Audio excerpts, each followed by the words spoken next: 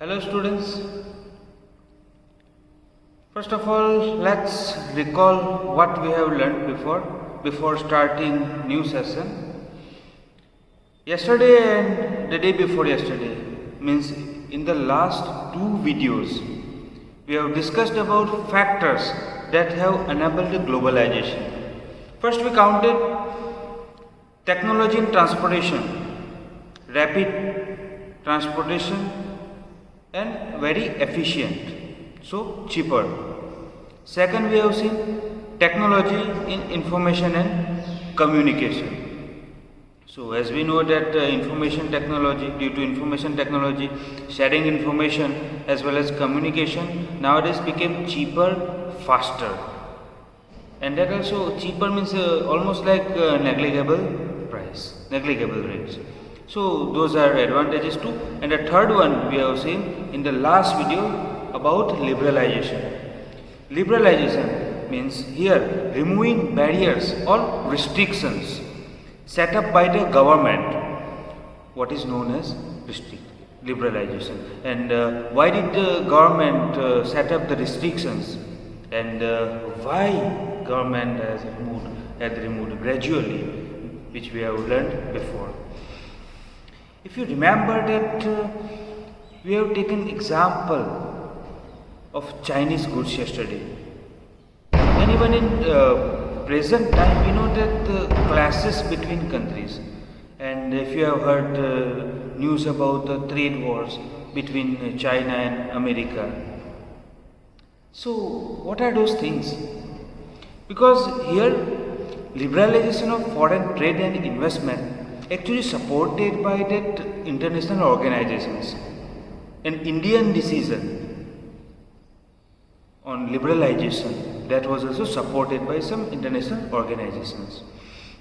So here this organization say that all barriers to foreign trade and investments are harmful, and they insist on free trade, free in the sense without restrictions.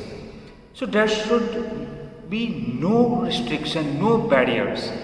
Trade between different countries should be free. All countries in the world should liberalize their policies. So those are the removing of trade barriers. They aim to removing trade barriers and to make foreign trade free throughout the globe. Here we have seen that about trade war. So here, due to international trade, to give maximum benefit to their country, different governments sometimes they keep trade barriers. Like yesterday given example, in the last video, given example of automobile sector. Said Indian automobile sector still under the trade restriction, trade barrier. So if we want to import automobiles, especially cars, we have to pay huge amount of tax, about 200% of price of that vehicle we have to pay merely as tax only. Other things are different. So why this so? To give protection, to provide protection to the Indian automobile industry. At the same time, government actually encourages those automobile companies to export their products, their vehicle in different parts of the world. So for export actually there are some benefits are there, and for import barriers are there. So this way, of course, benefit to Indian automobile industry, but of course harmful to America. So a few years back, America forced India, United States forced India to remove trade barriers on Harley Davidson motorcycles. They wanted to sell their motorcycles in India. So they made a deal, and this way that the trade barriers, trade restrictions on import of Harley Davidson motorcycle that became little liberal. So taxes became lower compared to before, and this motorcycle became cheaper in India compared to before. So this is about the trade barriers, restrictions and liberalization. Similar nowadays about between India and China as well as especially USA and China. So here, to stop this trade war and to give benefits to all the countries in the world, there is an organization called World Trade Organization, popularly known as WTO. As we have discussed that decision of liberalization in India supported by few international organizations. One of them organization, that is WTO. So WTO, or the World Trade Organization, is one such organization whose aim to liberalize trade. Here, liberalize international trade. Yeah, when we talk about here trade, that means here international trade. And international trade means trade between different countries, called international trade. So here, this organization started at the initiative of the developed countries. In 1995, WTO established. And WTO establishes rules regarding international trade. Role of WTO. Aim to make foreign trade or international trade free and fair. So, WTO establishes rules regarding international trade and sees that, monitors that these rules are obeyed by member countries. As on July 2017, nearly 164 countries of the world are members of WTO. 164 countries are members of WTO. So, in the most cases, they have to follow guidelines given by WTO, the World Trade Organization. Through WTO is supposed to allow free trade for all. Aim, free and fair trade. But actually, in practice, things are different. In practice, it is seen that the developed countries have unfairly retained trade barriers. Powerful countries like United States, China, so those countries keep trade barriers. So import of goods especially, and they are free to export their goods. So of course, harmful for the developing countries like India. On the other hand, WTO rules have forced to developing countries to remove trade barriers, and at the same time, those developed countries have retained their trade barriers. As example of this current debate on trade in agriculture products. So let's take case of agriculture products. Debate on it, because we know that in developing countries like India, agriculture is one of the most important economic activities in terms of share in GDP, employment, as well as for earning through export. And in these economic activities, agriculture products that nowadays dominated by international market of agriculture products, nowadays dominated by developed countries like USA. So there is a debate on it. So let's see debate on trade practices. So we have seen before that the agriculture sector provides the bulk of employment and a significant portion of GDP in India. We have seen importance of agriculture sector in India. Compare this to a developed country such as USA, with the share of agriculture in GDP is merely 1%, and share in total employment is 0.5% compared to India more than 50%. Only 0.5% of people in USA are engaged in agriculture sector, and share in GDP is only 1%. And yet, this very small percentage of people who are engaged in agriculture in USA receive massive sums of money from the US government for production and for exports to other countries. So, although here we can see that only 1% share in GDP of agriculture sector in United States of America, and only 0.5% people are engaged in agriculture sector, yet this sector receives massive amount of money from the USA government through subsidies and through other policies and programs.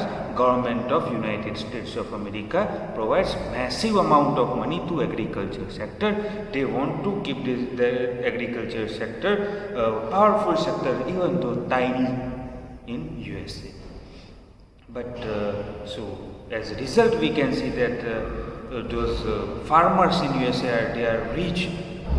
They have very large land compared to India. Very large, and actually you had learnt about it in 7th standard.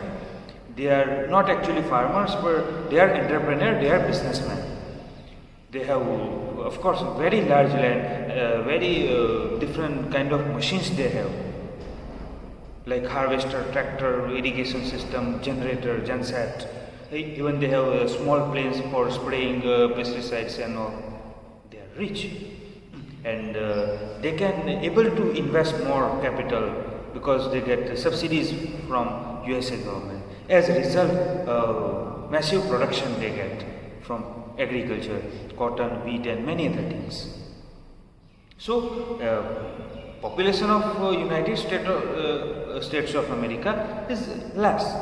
Country is that large, but population is less. So they have surplus agriculture products, additional. So they use additional products to export in different countries. Right. So now if you take example of wheat, India before exported wheat and highly demanded Indian wheat and cotton in international market. People prefer Indian cotton, but now cotton from America, USA, cheaper and even sometimes better quality. So of course those buyers prefer USA cotton. Of course cheaper and quality equivalent, almost equivalent. So why to give more money if get in same amount of money, right? So this is here stiff competition in international market between developing countries and developed countries. So in this race, this race is inside of developed countries like USA. So they are able to sell agriculture products at abnormal price. The surplus from products are sold in other countries' market at very low price, and this adversely affecting farmers in other countries. So here there is debate on it. So can we tell this is a fair trade? Yes, this is free trade because USA is able to sell their goods in India. Even in India, we know that the Chinese rice, different kind of Chinese rice in market, wheat also available in market which are imported from USA, and even we prefer those kind of goods. Why? Because cheaper. Why not to save money? We can utilize that money for other purpose, especially middle class people, and even those well-off class and rich people, they also prefer that. Everyone loves money. Why to spend more? So sometime local market that captured by imported agriculture products. So developing countries are therefore asking developed countries, we have reduced trade barriers as per WTO rules, but you have ignored the rules of WTO and have continued to pay your farmers vast sums of money. You have asked our governments to stop supporting our farmers, but you are doing so yourselves. Is this free and fair trade? This question raised by developing countries to developed countries. And of course we can think that in this race of agriculture rates and capturing markets, of course very harmful to developing countries, and especially when countries like India where more than 50% of population depending on agriculture sector as well as share in GDP also significant. In that case, when agriculture products available in local market at very cheap rate. So local market of course captured by those foreign companies, those foreign products, as well as the international markets. So difficult situation for developing countries like India. So here about WTO and effects of liberalization. We know that about globalization, that means rapid integration between different countries, but it has various effects, negative and positive in both the dimensions. So in the next video soon we will discuss about that impact of globalization in Indian economy, in India. So stay tuned and thank you so much for watching video. See you soon.